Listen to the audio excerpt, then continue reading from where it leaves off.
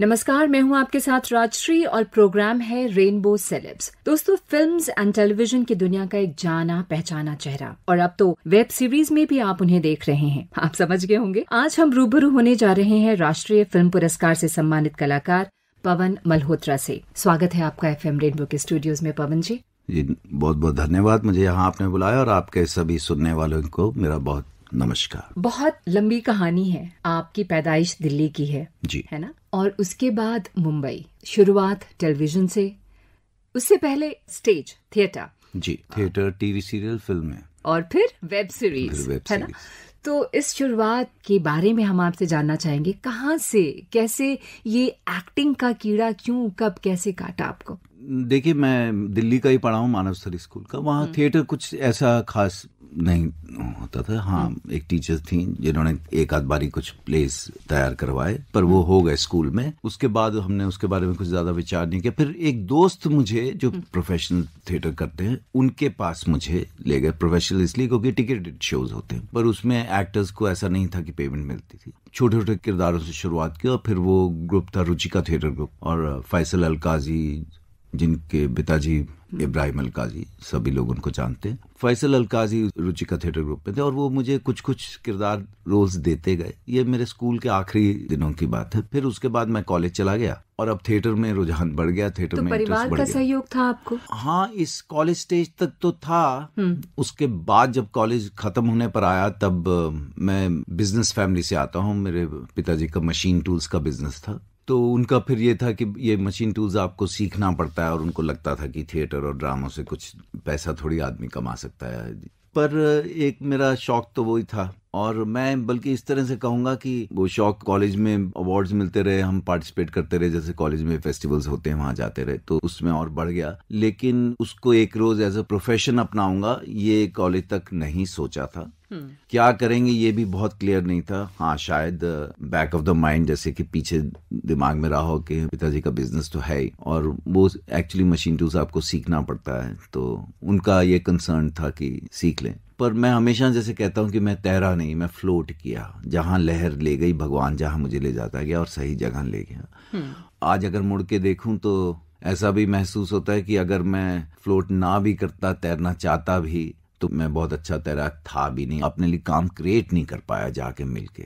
जो भी मिला ईश्वर की कृपा रही है। पहला सीरियल आपका नुक्कड़ था, और नुक्कड़ ने बहुत जबरदस्त पहचान दिलाई, आपको लगता है ऐसा? जी, नुक्कड़ एक ऐसा सीरियल था जिसके लिए कहा जाता था द स्टार्स की जब बात होती थी टीवी सीरियल्स के, द होल कास्ट ऑफ नुक्कड़। और उसमें क्योंकि मैं एक रोमांटिक रोल कर रहा था, तो एक अलग पहचान उससे भी मिली। लेकिन नुक्कड़ से ही ज्यादातर मैंने देखा है लोग आपको पहचानते हैं। अभी हम आ भी रहे थे तो ज्यादातर जो लोग मिलते हैं कहते नुक्कड़ नुक्कड़ में देखा था। जी, उसकी वजह यह है कि देखिए, कंटेंट जो है आप क्या दिखाते हैं, और सिर्फ नुक्कड़ ही नहीं। जैसे कुछ लोग बोलते हैं उस वक्त एक ही आता था इसलिए लोगों को याद नहीं, ऐसा नहीं है। और बहुत सारे सीरियल आए जो लोग भूल गए, लेकिन लोगों को नुक्कड़ हो या तमस हो या इंतजार हो या डिस्कवरी हो, बुनियाद हो, हम लोग हो, ये जो है जिंदगी, कुछ गिने चुने 10-15 याद हैं, लेकिन आए तो बहुत सारे।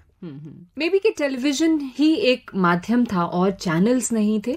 नहीं, पर ये बात सच है कि टेलीविजन ही एक माध्यम था, लेकिन मैं ये कहने की कोशिश कर रहा हूँ कि जो भी कंटेंट, बिल्कुल जिसमें आप कुछ एक बात कह रहे थे, वो लोगों के साथ रह गई है। उसके अलावा बहुत कुछ आया जो शायद उस वक्त थोड़ा पसंद किया गया या नहीं किया गया, वो लोगों को सब कुछ याद नहीं है। पवन, बहुत सारी फिल्में, बहुत सारे सीरियल्स, और अब OTT पे छाए हुए हैं आप। फिलहाल जो एक नई रिलीज है आपकी शिक्षा मंडल, उसके बारे में हम बातचीत करेंगे, लेकिन चलते हैं फिल्मों की बात करने के लिए। आपने बहुत सारी फिल्में, जो मैं अगर कहूँ सलीम लंगड़े पे मत रो, वो मेरी पहली फिल्म थी, Salim Langde Pe Mat Ro and Bagh Bahadur back to back की। भगवान की, ईश्वर की कृपा है कि दोनों एकदम अलग किरदार, दोनों टाइटल रोल, और पहले सीन से लेकर आखिरी सीन तक। और दोनों फिल्मों को जब हमने 89 में शूट किया और 90 में तैयार होके आई, तो दोनों फिल्मों को नेशनल अवार्ड मिला। बाग बहादुर को बेस्ट फिल्म नेशनल अवार्ड मिला और सलीम लंगड़े पे मत रो को best Hindi film national award मिला,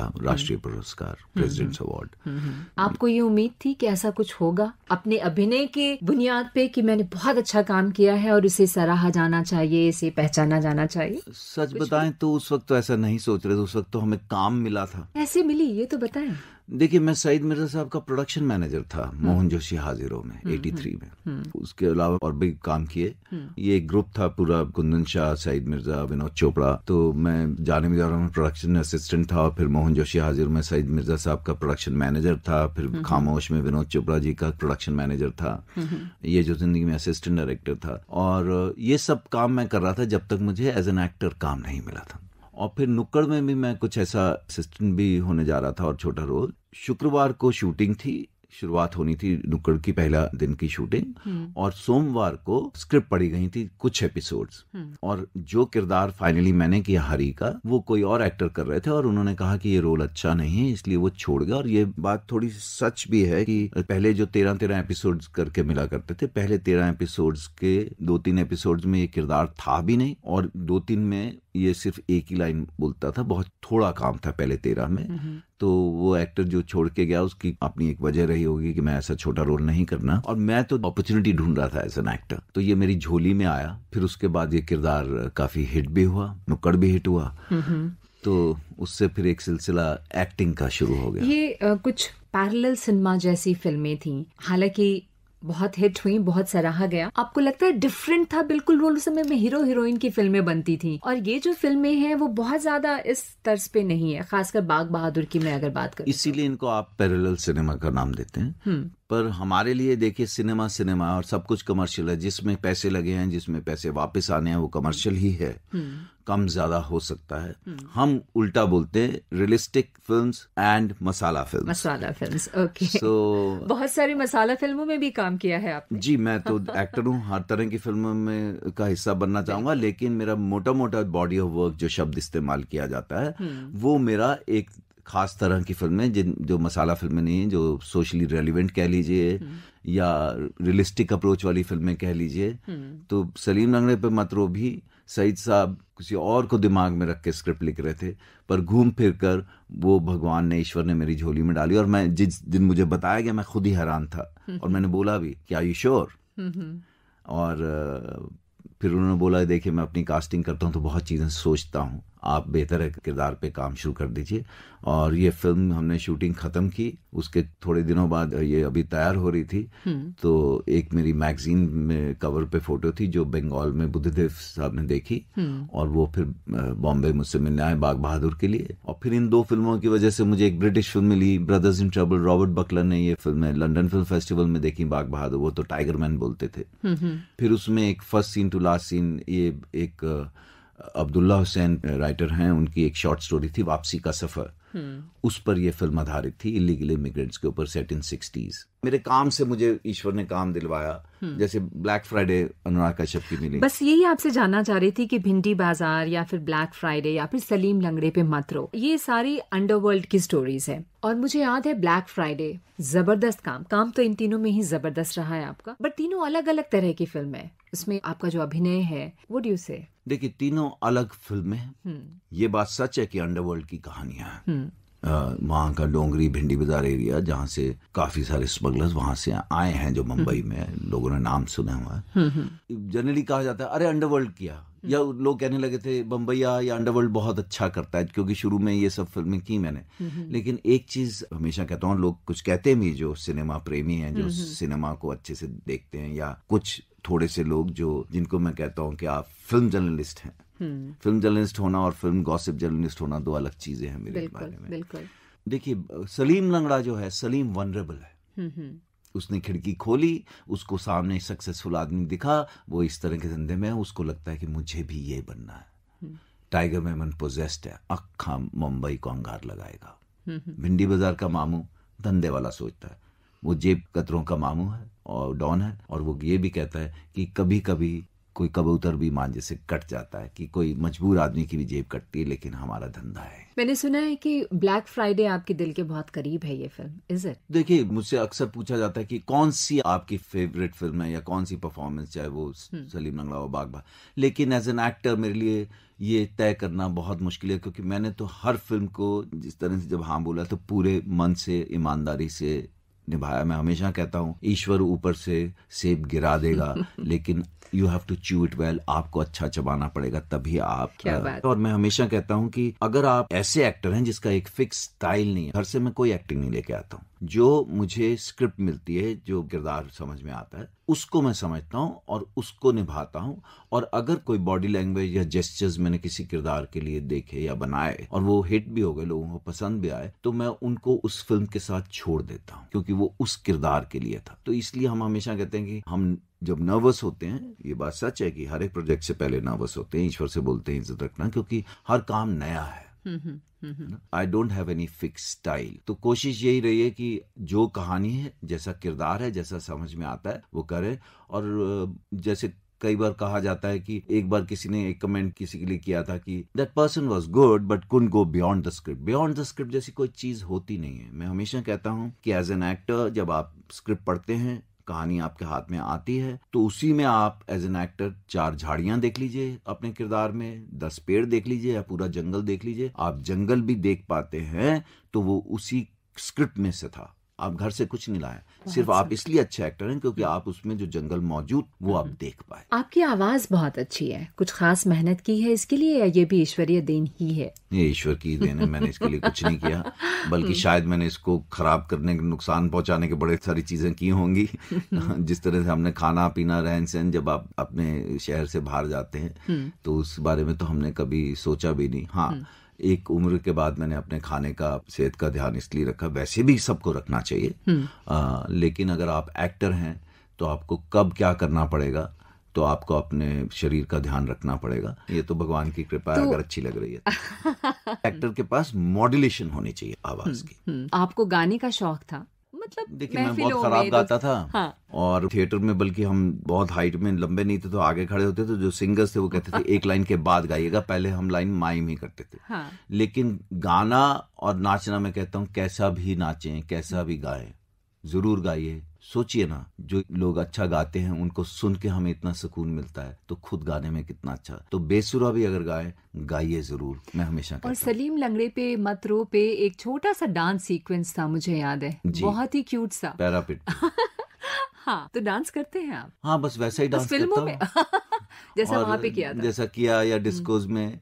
फिल्मों में अगर आप देखेंगे तो वो जो 100 लोग 1 2 3 गिनती के साथ एक जैसा सब करते हैं, वो हम नहीं कर पाते। हम सिर्फ एक खुला डांस अपने मन की खुशी के लिए। और मैं सोचता हूँ नाच जो है, आप कैसा भी नाचें, लोग कहते हैं हमें नाचना नहीं, अरे सबको आता है, आपने पाँव हिलाने हैं, हाथ हिलाने हैं, और उसका आनंद जो आता है वो आपको रूह को जिंदा करता है। क्या बात आपको है। खुश रखता है। तो बस आप हमारे लिसनर्स के लिए एक कोई गीत अपनी पसंद का, चाहे 2 लाइन ही सही, गा के सुनाए। और गा के सुनाए जी। देखिए, एक one of my favourite song, थोड़ा पुराना है लेकिन हमेशा गाता हूँ। किसी की मुस्कुराहटों पे हो निसार, किसी का दर्द मिल सके तो ले उधार। ये तो पोइट्री है, गा के सुनाना। किसी को हो ना हो हमें तो एतबार, जीना इसी का नाम है, रिश्ता दिल से दिल के एतबार का, जिंदा है हमी से नाम प्यार का, कि मर के भी किसी को याद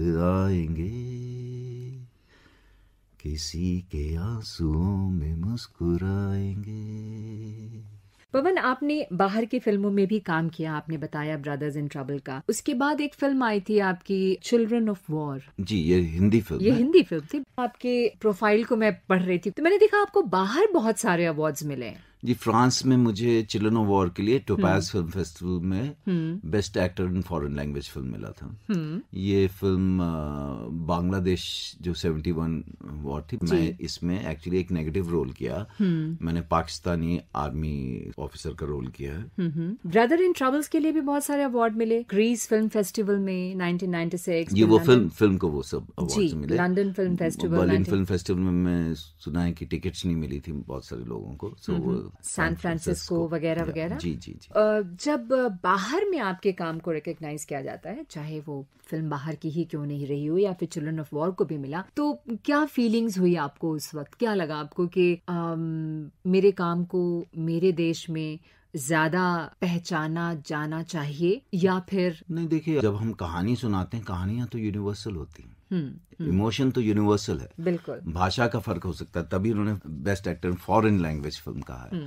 और कोई भी परफॉर्मिंग आर्टिस्ट जो है उसको जब जेन्युइन अवार्ड मिलता है तो एक पीठ पर थपथपी होती है, जैसे हमने मिल्खा सिंह में बहुत बारी ये शब्द इस्तेमाल किया है। और वो आपका जब काम सराहा जाता है, उसकी तारीफ होती है, somebody appreciates them, चाहे वो सड़क पे कोई आपको मिलता है वो करे या उसको अवार्ड के नाम पे किया जाए। हाँ, ये बात सच है कि जो रेगुलर बम्बई के अवार्ड्स आप लोग टीवी पे देखते हैं उसमें मुझे आज तक कभी अवार्ड नहीं मिला, लेकिन मुझे पंजाबी फिल्मों में, मुझे तेलुगु फिल्म में मुझे वहाँ का स्टेट अवार्ड मिला मेरी पहली फिल्म में। जी, फिल्म फेयर का। के लिए फिल्म फेयर भी मिला और वहाँ का नंदी अवार्ड भी मिला। तो ये जो दूसरी भाषाओं की फिल्म है, इसमें कोई परेशानी नहीं होती? कैसे किया था? नहीं, परेशानी होती है, इसलिए मैं अभी तेलुगु फिल्म नहीं करता। मैं प्रॉम्प्टिंग लेकर नहीं कर पाता हूँ, मुझे रटना पड़ता है। तो शुरू में तो 1-2 फिल्में मैंने इस तरह किया, लेकिन then it used to take toll. फिर मुझे लगता है कि अगर मैं भाषा अच्छे से नहीं समझ रहा हूँ तो शायद जस्टिफाई नहीं कर सकता हूँ। लेकिन पंजाबी तो मेरी भाषा है। मेरे माँ बाप लाहौर से रिफ्यूजी आए थे पार्टीशन में और हम घर में पंजाबी बोलते थे। ये जरूर हो सकता है कि डायलेक्ट अलग अलग रहता है, तो उसमें हम फिर डबिंग टाइम मदद ले लेते हैं। पंजाब में इंटीरियर्स में जैसे मैं बोलूंगा मैं आता हूँ, वो बोलेंगे मैं आऊना, तो वो थोड़ा सा डायलेक्ट जो है उसको हम थोड़ा सा सीख लेते हैं। लेकिन बेसिक पंजाबी भाषा, मैं पंजाबी हूँ, तो वो मुझे कोई बहुत बड़ी दिक्कत नहीं थी। कितने भाई बहन थे परिवार की बात? हम 5, 3 भाई और 2 बहनें। सबसे बड़ी बहन और सबसे छोटा मैं। भाई बहनों के साथ मस्तियां होती थी, लड़ाई झगड़े होते थे, बदमाशी उनके होते थे लड़ाई झगड़े। मैं क्योंकि सबसे छोटा था, हाँ। उस तरह की लड़ाई झगड़ों में नहीं था, पर उनके होते थे, मैं तो छोटा ही था। और एक बहुत इंटरेस्टिंग चीज ये है कि जो कि मैंने और भी जगह देखा, हम 5 भाई बहन थे और पांचों के पांचों एकदम अलग लोग हैं, अलग सोच। तो मैं हमेशा कहता हूँ, जैसे बोलते हैं ना कि आप किस परिवार में बड़े हो तो एक जैसा सोचेंगे, किस मोहल्ले में या किस स्कूल में। हम आई थिंक उसका भी असर होता है पीयर ग्रुप का, लेकिन कुछ संस्कार माँ बाप देते हैं जो बेसिक वो भी होते हैं, लेकिन everybody is born with their own traits. Absolutely, absolutely. So जब आपका जन्म होता है और मुझे तो लगता है आप जब कंसीव्ड होते हैं तभी से आपके अपने कुछ सर्टेन ट्रेट्स होते हैं। तो हम बिल्कुल अलग अलग थे। पवन, पंजाबी फिल्मों की बात हो रही थी, आप पंजाबी हैं। एक बहुत खूबसूरत फिल्म आई थी, ए जन्म तुम्हारे लेखे। जी, बिल्कुल अलग किरदार। जी, सलीम लंगड़े पे मत रो, ब्लैक फ्राइडे, भिंडी बाजार और भी जो आपने कमर्शियल सिनेमा किया है, spiritual, I mean like that character is कैसे और बहुत खूबसूरत किरदार निभाया आपने। क्या बहुत मेहनत करनी पड़ी या उसको अपने अंदर आपने आत्मसात किया? कैसे किया और ये मिला कैसे? मेहनत जो है वो हर एक रोल के लिए करनी होती है। हो सकता है दिखे नहीं, लेकिन कोई भी किरदार जो है वो मुश्किल ही होता है। अगर आपको अपना भी you have to play yourself, और आपको सोना है तो अगर आप अच्छे एक्टर नहीं है तो आपकी बॉडी में स्टिफनेस रहेगी, रिलैक्स नहीं हो पाएंगे।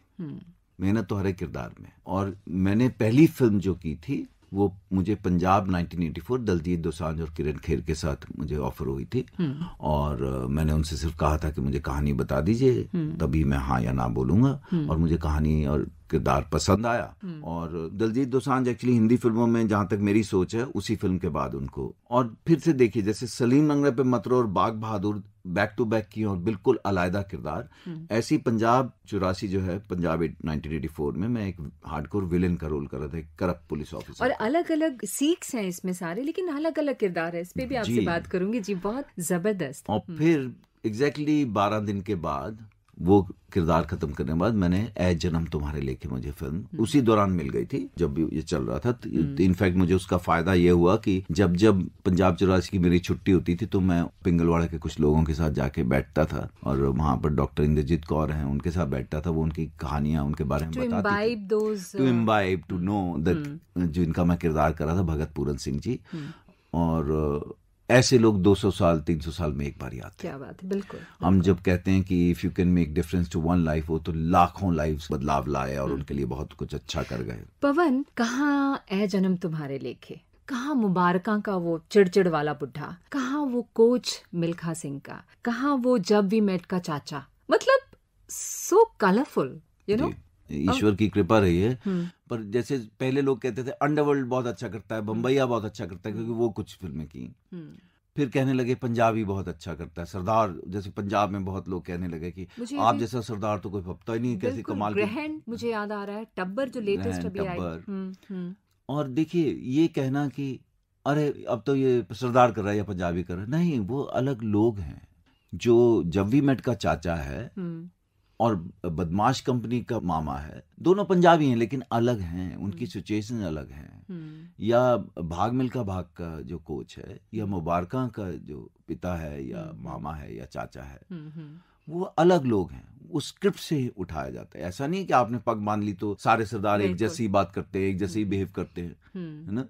एक लुक जरूर है, उससे कुछ चीजें होती हैं कि किस तरह वो बिहेव करेंगे। एक हल्का सा नोट पंजाबियों को थोड़ा ऊपर रहता है, पर उसमें भी आप उसको रियलिस्टिकली कर सकते हैं, उसको कैरिकेचरिश करने की जरूरत नहीं होती है, यू नो। उसमें चाहे आप गुस्सा खा रहे हो, चाहे प्यार से बात कर रहे हो, हर एक किरदार की अपना एक ढंग है, अपनी एक तरीका है बोलने का। ये फिल्म जो है पंजाब 84 के बाद एकदम अलग किरदार मेरी झोली में आया, और मैं एक्चुअली ईश्वर का बहुत धन्यवाद करता हूँ। कृपा है ईश्वर की कि इस तरह का किरदार मुझे करने को मिला भगत पूरन सिंह जी का, जिन्होंने लाखों लोगों का जीवन बदल दिया और पूरे जीवन भीख मांगी उन्होंने, और 10वीं क्लास में फेल हो गए थे, लेकिन उसके बाद इतनी पढ़ाई की। ये कैरेक्टर की बात कर रहे हैं? जी, उनके किरदार की, उनके बारे में बात कर रहा हूँ। मैंने तो उनका किरदार किया है, और वो फिर प्रिंटिंग प्रेस भी लगाई, और जिसका कोई नहीं उसका पिंगलवाड़ा है, और वो आज भी चल रहा है। तो और मैं सबसे विनती करूंगा कि ये फिल्म आप ए जन्म तुम्हारे लेके आप अपने बच्चों को भी दिखाइए, खुद भी देखिए, क्योंकि ये देख के लोगों को ये भी एहसास होता है कि जो हमारे पास है हम उसकी कीमत समझते हैं, क्योंकि people are deprived of basics, so many things in life. Okay, बहुत सारी कमर्शियल सिनेमा की लंबी लिस्ट है आपकी। अगर हम बात करें तो फिर मुबारका हमने जिक्र किया, भाग मिल्खा भाग, don, Badmaash Company, Jab We Met, Rustom, Bang Bang, Pardes, Delhi 6 वगैरह वगैरह वगैरह वगैरह। इन सारी कमर्शियल सिनेमाज में अगर मैं बात करूं, which was the film you enjoyed doing the most? जब मैं किसी काम को हाँ बोलता हूँ तो I enjoy. So you enjoy everything whatever you do? जो भी काम करता हूँ उसको पूरी शिद्दत और पूरे मजा लेके करता हूँ, और सेटिस्फैक्शन भी उतना ही होता है। और मेरे लिए भाग मिल्खा जैसी फिल्म या दिल्ली 6 जैसी फिल्म जो है, या रुस्तम जैसी फिल्म है, ये कमर्शियल मानी जाती है क्योंकि इनमें गाने हैं और ये सब है, लेकिन ये सब फिल्में मैं इनको कमर्शियल जो कह लीजिए, मैं बहुत प्यार करता हूँ। मुझे बहुत मजा आया ये फिल्म में, बहुत आनंद। मुबारका जैसी फिल्म भी मुझे बहुत आनंद आया किरदार करने में। बहुत सारे डायरेक्टर्स के साथ आपने काम किया है, चाहे वो ऋषिकेश मुखर्जी हो, सईद मिर्जा हो, अजीज मिर्जा हो, कुंदन शाह हो, महेश भट्ट हो, गुलजार हो, तो क्या अनुभव? ओ यस ऑफ कोर्स। तो राकेश ओम प्रकाश मेहरा, कुछ अनुभव किसी के साथ अगर आपको याद है तो शेयर करें। देखिए ये ना सब ईश्वर की कृपा, ये इतने अच्छे डायरेक्टर्स सब, ये ऐसा नहीं कि आपको एक एक कदम बताते। मैं हमेशा कहता हूँ ये वो डायरेक्टर्स हैं जो कुम्हार जैसे पहिया घुमा देता, आपको कहानी सुना दी, आपको किरदार बता दिया, फिर जब आपको उतार दिया, और फिर बड़ा हल्का हाथ लगाते हैं ना। पहले वो मिट्टी को खूब कूट लेते हैं, खूब बातचीत हो लेती है, और फिर शूटिंग के दौरान बड़ा हल्का हाथ लगाते हैं। वो कभी कभी आपको थोड़ा बहुत, ये तांगे वाले हैं जो इशारे से अपने घोड़े को चलाते हैं और बीच में शाबाश बेटा, शाबाश मेरे राजा बोलते रहते हैं। ऐसे डायरेक्टर्स आप देख लीजिए, ये तरह की कहानियां चुनकर लाते हैं, और मैं बहुत खुशकिस्मत हूँ कि मुझे one of these best directors के साथ काम करने को मिला। और एक मेरे दोस्त डायरेक्टर ने कहा कि आप इन बेस्ट डायरेक्टर्स की चुनिंदा फिल्मों में से बेस्ट फिल्में आपको मिली हैं, चाहे सलीम रंगड़े पे मत हो, चाहे ब्लैक फ्राइडे हो, चाहे अमित राय की, अभी तक तो खैर वो बहुत काम करेंगे, रोड टू संगम जैसे की मैंने, है ना, उसमें मुझे लोगों ने पहचाना नहीं या सोचा कि किसी और ने डबिंग की है ना। तो बाग बहादुर, बुद्धदा की कुछ लोगों का कहना है वो उनकी बेस्ट फिल्म है। तो ईश्वर की ये कृपा रही कि मेरी झोली में best directors, best. So you have been lucky. That's what you're saying. I've been very lucky. Tell me about your college days when you were studying in Hansraj. जी मैं हंसराज कॉलेज दिल्ली से में पढ़े थे, है ना। सो जब दिल्ली में थे और एक माहौल रहा होगा थिएटर का, आपके बहुत सारे पत्रकार दोस्त भी रहे, विनोद दुआ जी, पत्रकार तो वो बाद में बने, पहले वही मैं जानना चाहती हूँ कि सभी लोग अपनी अपनी एक शुरुआत कर रहे थे। कुछ हमसे थोड़े सीनियर थे जो थिएटर में ऑलरेडी यहाँ पर अलग अलग ग्रुप्स में थे, और मेरे कॉलेज में पैसे नहीं होते थे, दूरदर्शन में कुछ मिलता था तो 75 रुपए मिलते थे, उसमें बहुत बड़ा अमाउंट लगता था। कभी 100-150 मिल जाए तो कमाल ही हो जाता था। और विनोद दुआ मेरे कॉलेज में सीनियर थे और उन्होंने यहाँ पर दूरदर्शन में कंपेयरिंग करनी शुरू की थी और वो अपना एक प्रोग्राम 1 घंटे का करते थे, which was like a magazine, different चीजें होती थी, उसमें भी कुछ स्किट्स हमने किए। और पर फिर बाद में सबने अपनी अपनी एक जगह बनाई। बहुत सारे लोग यहाँ से दिल्ली से जो थिएटर के थे वो बम्बई गए। और you were very close to Om Puri also. जी, वो बाद में बम्बई में बाद में उनके साथ मैंने 3-4 फिल्में की, बल्कि ब्रदर्स इन ट्रबल में तो हम एक ही अपार्टमेंट में एक साथ पूरा 1 महीना रहे। वो तो एक साथ जब आप किसी के साथ रहते हैं, अपार्टमेंट शेयर कर रहे थे ब्रदर्स इन ट्रबल का, तो कई बार लोग अपने दिल की बात शेयर करते हैं। जी, बहुत ही उम्दा एक्टर। इनफैक्ट मैं मानता हूं कि हिंदुस्तान में उनकी एक्टिंग को उतना नहीं सराहा गया। काम उन्होंने बहुत किया, बात सच है, जो उनको मिलना चाहिए था। अगर उनके आसपास की कैटेगरी में भी देखिए, वो बहुत बेहतर एक्टर। और उन्होंने फॉरेन फिल्म्स जो की हैं, 22-23 फॉरेन फिल्म्स की हैं और एक से एक बढ़िया काम किया है, जो कि मैं हमेशा कहता हूं कि यहाँ की प्रेस को उसके बारे में लिखना चाहिए।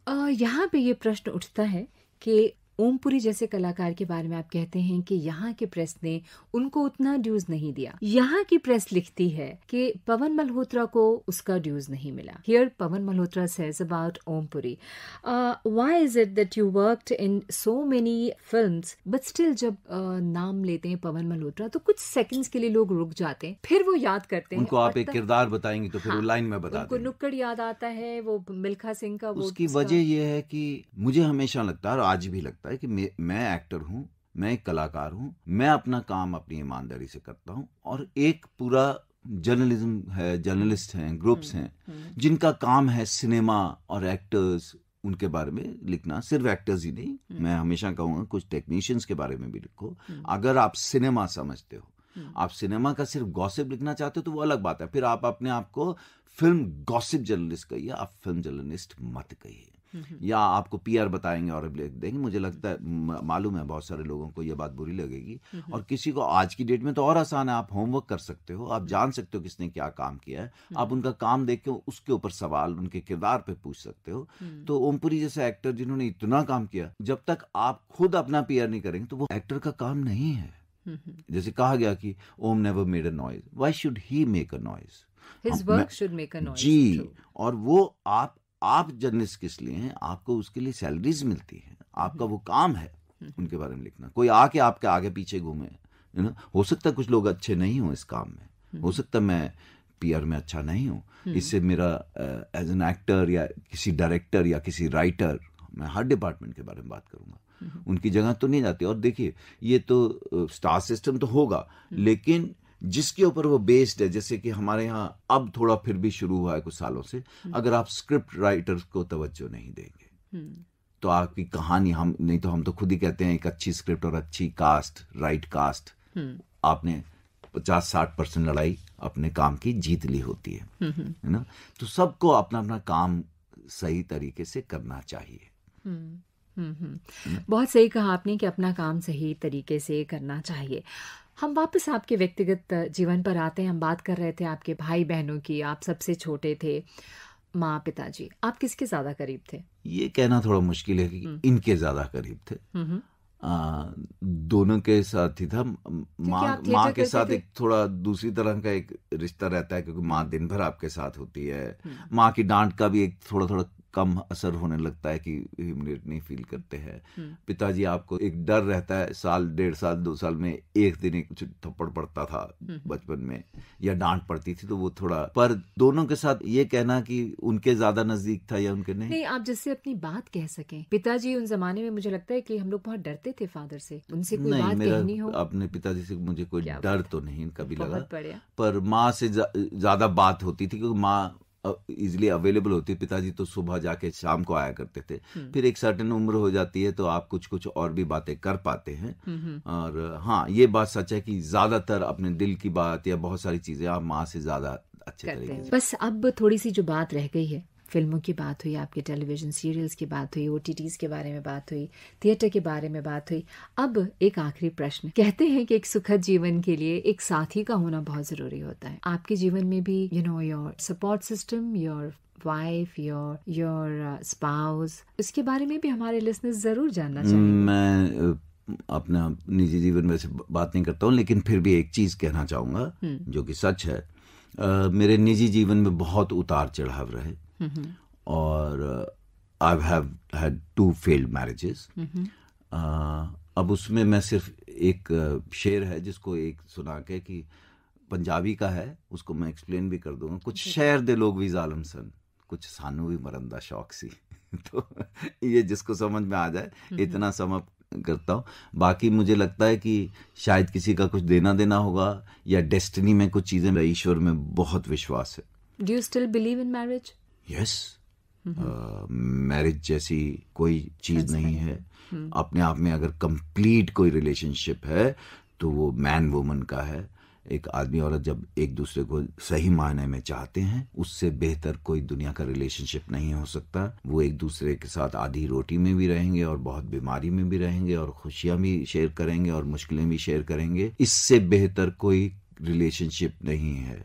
ऐसा कहा जाता है कि माँ बच्चों, कभी होता, हम पीछे मुड़कर देखते हैं तो ऐसा लगता है कि शायद ये नहीं हुआ होता या ये नहीं करता। वो शायद कभी लग सकता है, लेकिन सही मायने में बताएं तो जब जब सब गुजर जाता है और आप पीछे मुड़कर देखते हैं तो आपको लगता है कि मैंने कंप्लीट जीवन जिया जिसमें अच्छा बुरा सब हुआ। So you are satisfied? देखिए, कंटेंट है, सेटिस्फाइड तो जीवन है, बहता पानी है। आप सेटिस्फाइड कभी नहीं होते। ऐसे तो फिर जैसे किसी ने मुझे एक बार भी बोला था कि सलीम लंगड़ा बाग बहादुर कर लिया, अब कुछ मत कर। अरे बहुत कुछ करने को है, बहुत कुछ कहने को है। जीवन जीने के लिए है और इसको पूरा जिए जब तक आप सांस चल रही है। सांस कितनी है ये किसी को मालूम नहीं है। हो सकता है मैं अभी इसके बाद आधे घंटे बाद ना रहूं, और हो सकता है मैं सोचूं मैं 10 साल और जीऊंगा और मैं 30 साल और जीऊं या 20 साल और जीऊं। वो किसी के हाथ में नहीं है। पर आप कैसी क्वालिटी लाइफ जिएंगे, मैं हमेशा ईश्वर से प्रार्थना करता हूं कि चलते फिरते उठाना, किसी के मोहताज मत करना, बिस्तर पे मत लेटाना, है ना, और अपनी ईमानदारी से अपना जीवन जिएं, किसी को नुकसान नहीं पहुंचाएं, किसी की कोई हक नहीं मारें, ऐसा जीवन जिएं। और समाज में है तो समाज में अपना जो रोल एक शेयरिंग का कर सकते हैं वो करें, और अपनी मिट्टी, अपने देश से प्यार कीजिए, अपनी फौज का सम्मान कीजिए, ये बहुत जरूरी है। मैं हमेशा कहता हूं कि teacher, doctor and soldier you have to respect. और टीचर अगर कोई प्राइमरी क्लास का भी है तो मुंह मत मोड़िए, वो प्राइमरी क्लास का टीचर नहीं होता, बेस नहीं देता तो आप 12वीं तक नहीं पहुंचते। आप इंजीनियर, डॉक्टर या जो भी हैं वो नहीं बन पाते। पवन, जो लोग थिएटर से जुड़े हैं और फिल्मों में आना चाहते हैं, अगर हम बडिंग एक्टर्स की बात करें तो उनको आप क्या कहना चाहेंगे? उनको क्या संदेश देना चाहेंगे या उनको क्या सजेस्ट करना चाहेंगे? देखिए, कोई किसी को बता नहीं सकता है कि कैसे आपको फिल्मों में या टीवी में या OTT में काम मिलेगा, क्योंकि यहाँ कोई हार्ड एंड फास्ट रूल नहीं है। पर मैं हमेशा कहता हूँ कि सबको अधिकार है अपनी प्रतिभा, अपने टैलेंट को दिखाने का या उसके लिए कोशिश करने का। कौन कहाँ से निकल के पहुंचेगा कोई नहीं जानता है, लेकिन पेशेंस बहुत जरूरी है ना। पेशेंस, ये मैराथन है, ये 100 मीटर की दौड़ नहीं है, ये लंबी दौड़ है। और आपको ये तय करना पड़ेगा कि आप उस मैराथन के लिए तैयार हैं, जिसमें बहुत ऊपर नीचे भी हो सकता है, जिसमें आप नीचे नीचे भी रह सकता है, या फिर आप अपने लिए एक समय सीमा तय कर लीजिए कि मैं अपने आप को इतने साल टिटोलूंगा, अपने आप को इतने साल मौका दूंगा। और अगर नहीं होता है तो पूरा जीवन मूंछ की लड़ाई में नहीं बेकार करना है, आप कुछ और कीजिए। इसलिए हम हमेशा कहते हैं सक्षम रहिए, पढ़ाई लिखाई कीजिए, ताकि you have something to fall back on. बहुत बहुत शुक्रिया पवन, स्टूडियो में आने के लिए और हमसे बातें करने के लिए। और एक बार फिर आपका शुक्रिया अदा, दिल से आभार। दिल से मुझे बुलाने के लिए बहुत बहुत धन्यवाद। आपके सभी श्रोताओं को मैं दिल से नमस्कार करता हूँ। और मेरे आने वाले और भी कुछ फिल्में हैं, उनको जरूर देखिएगा। और पवन मल्होत्रा अपनी तरफ से हमेशा अच्छा काम करने की कोशिश करता है। फेलियर आर्टिस्ट का हक है, अगर आप कुछ नया और अलग ट्राई करते हैं तभी शायद आप गलती कर सकते हैं। तो अगर कभी गलती हो, किरदार कोई बहुत अच्छे से ना निभा पाए, तो एज ऑडियंस बाकी बॉडी ऑफ वर्क देख के माफ कीजिएगा और हमें सराहते रहें। जय हिंद।